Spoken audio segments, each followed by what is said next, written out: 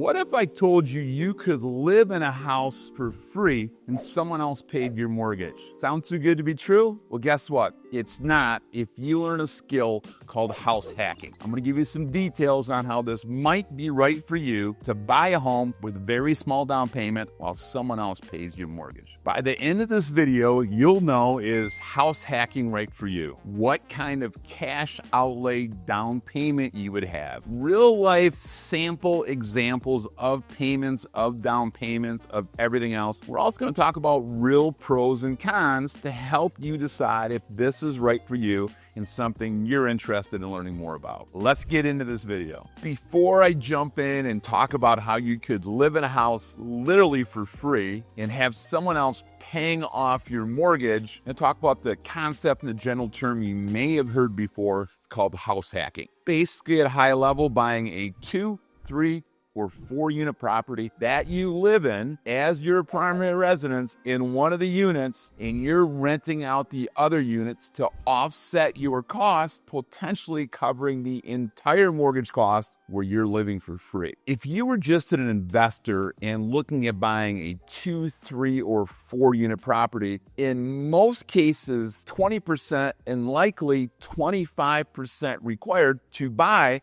as just an investor. If this property is going to be owner occupied, meaning you're occupying one of the 2, 3, or 4 units, you can buy it as an owner occupied property. And a great example, you could get into this property with as little as 3.5% down payment. Structured correctly, your total required would only be the down payment. I'm going to share some great tactics to help you get into a property just like this. I want you really to understand this. All day long, I look at income and assets and expenses for clients. You know what most people's biggest expense is? It's their housing expense. So I want you to imagine that your housing expense becomes zero. And you might think, well, that isn't for me. And there's this low program like an FHA loan with a small down payment. I probably can't get the house I want. Did you know that a 4-unit FHA property you can buy with 3.5% down can go up to $1 million for a 4-unit property? So I want to share this with you, and I want to tell you that if I were looking back at the beginning of my rental career, the beginning of my life when I bought my first property, I would have been looking a lot harder at a 2, 3, or 4-unit property. All right, let's get into the details on buying a multifamily. The program, if you're a first-time buyer, 99% of the time with a low down payment, the option that you're going to select is going to be an FHA loan using a 3.5% down payment. Yes, you could put down more than 3.5%. A mortgage professional will walk you through if that's a good decision, if it's not, but generally speaking, 3.5%. Super low down payment. Guidelines for this loan program: you must occupy this property as your primary residence. This does not mean you need to occupy this property as your primary residence for the next 30 years, but you do need to occupy it. We're not going to put you in a spot where you're committing mortgage fraud and going to jail. You're going to occupy one of these units and you're going to live in it. You do not need to live in it the rest of your life. Let's fast forward a year later. 1 year is kind of the benchmark. If you decided that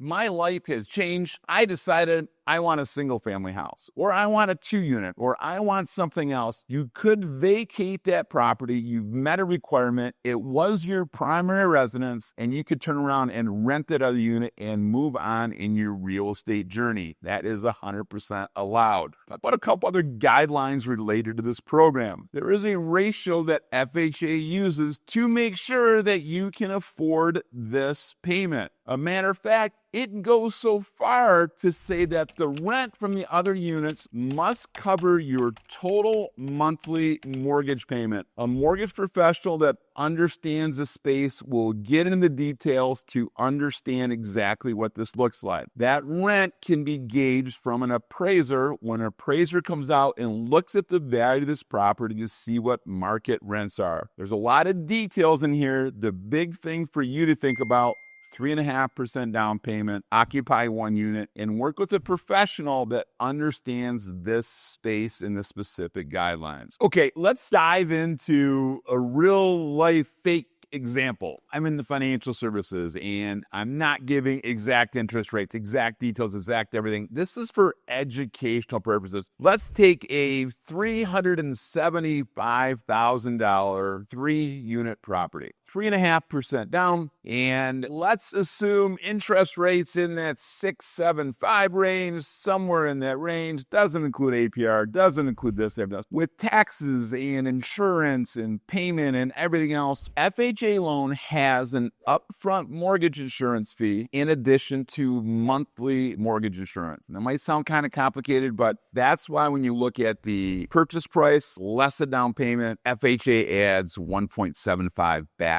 on top of that loan for an upfront mortgage insurance fee. It's part of the fund that protects FHA, but those are the details with the professional. I would expect to see a payment of around $3,100. And this rough math, principal, interest, property taxes, insurance, and mortgage insurance. So that payment comes out to about $3,100. FHA has a rule that the 2 other units that you're not occupying must cover that payment. So in this example, let's say these 2 other units are rented for $1,600. Takes up to $3,200. We are covering the payment with those 2 other units that are rented. Now, if there's leases in place, you have to use those leases. If there aren't leases in place and the appraiser comes out and the appraiser says, hey, the market value on this is $1,600, $1,700, $1,800 per unit, you can use that number. If the appraiser says it's up here, but you have a 12-month long lease here, it doesn't matter. You have to use the lesser of the 2. There's some details in there. In this case, $1,600 for unit 2,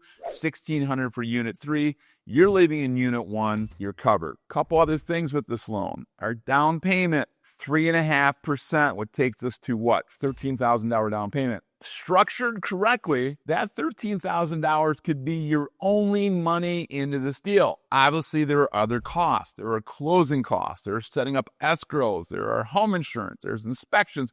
There's all this other stuff. The FHA loan allows you to negotiate to have the seller to pay up to 6% of your costs. So rough math, 6% on $300,000 is $18,000. That'd be way more money than you typically need in any market. So let's say you negotiated to get the seller to pay $10,000 of your closing costs, cover your first year's insurance, make a deposit in your escrow account, pay taxes, insurance. So now we get into just over $13,000. We have unit 2 and unit 3 paying our full mortgage payment, and you're free rolling and you're living for free. It's going to take 30 years for those 2 units to pay that down, but someday you may move out of that property. And now you might have $1,600. That mortgage is a 30-year fixed rate loan. That payment is never going to change. When I say payment, the principal and interest is never going to change. Homeowners insurance can go up, taxes can go up, but those are going to go up gradually. Guess what else is going to go up? Rents should go up in time. Things become more expensive, but you're locked in on your mortgage payment. In addition, it doesn't just have to be paying this thing off in 30 years, I own it free and clear. Fast forward a few years from now. Let's say we've got appreciation of 5% or 7% compounded over a number of years. You're now in a position that there's considerably more equity. Now, let's be clear. Probably appreciation will move faster than you paying your loan down if you're making minimum payments. Maybe you decide to pay $1,600 as well so you can knock that principal down even quicker. It's an opportunity to refinance into a different loan program. There might even be an opportunity to refinance, take some funds out of that house and use it as down payment for your next property. There's all kinds of great options. This gives you a rough idea and a very big overview.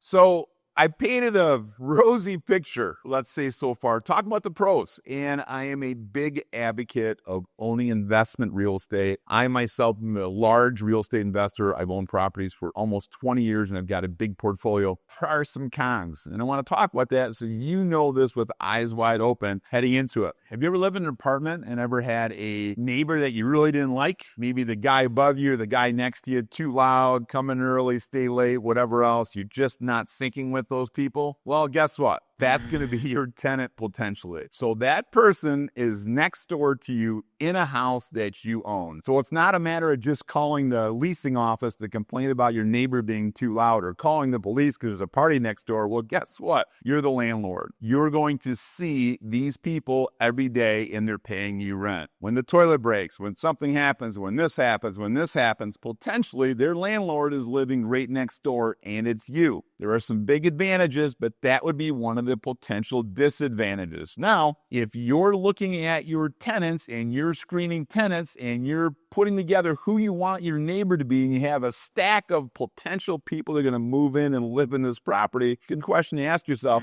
can I see myself being neighbors with this people? Because you're going to be able to see them firsthand. I think it's really important when owning rental properties, sticking with the cons, that we're going to hope for the best, but we're going to plan for the worst. And one of the things that we do as a mortgage professional, we're going to make sure that you can afford this property. And yes, you can use that rental income to offset your potential mortgage payment. And yes, when fully occupied with an FHA loan, those 2 units are covering 100% of your mortgage payment, but it's not always going to be like that. You want to make sure you've got a reserve set up. And that reserve is for when the unexpected happens. The furnace breaks. You got a tenant that moves out. You have to evict someone. Something happens. Life happens. And suddenly you're in a spot that you still have that mortgage obligation and you may not have that rental income coming in. So I think it's very important to make sure you've got some reserves built up. You hope for the best and you plan for the worst. When I'm looking at multifamily properties and I'm buying something, especially advice for clients that are new in this, look at the big dollar items. How's the furnace? How's the electrical panel? How's the roof? These are big dollar amount items that can really potentially set you back. When the bones are good and the big major expenses are taken care of, you don't have as much risk with that. I think it's really important to be careful about screening your tenants. There's several groups out there that can help you. Rental Property Owners Association, different groups out there that you can put together and get a screening process to make sure you have a good tenant, because that rent might look great until they don't pay. So make sure you fully understand it, that the tenants are going to move in, take a good look at the property, and prepare for the unexpected. Think a couple checklist questions to ask yourself before jumping in, or to ask yourself as you explore this more. Number one, are you comfortable being a landlord? Are you comfortable having tough conversations with your neighbor and your tenant? It is really important. If you're not comfortable having those tough conversations, maybe rental property that you live in isn't a fit for you, and you could hire a property manager to have those tougher conversations. Technically, you could hire a property manager to manage the property you're in and pretend like you're not the owner, but most people that occupy a property are the landlord on site. So make sure that you're comfortable being that person. The second question, are you comfortable living in this property for an extended period of time? It doesn't need to be 30 years that meets your 30-year mortgage, but it has to be at least 1 year. Are you comfortable living in this property for at least 1 year? What I've seen people do is, on a 3-unit property, as an example,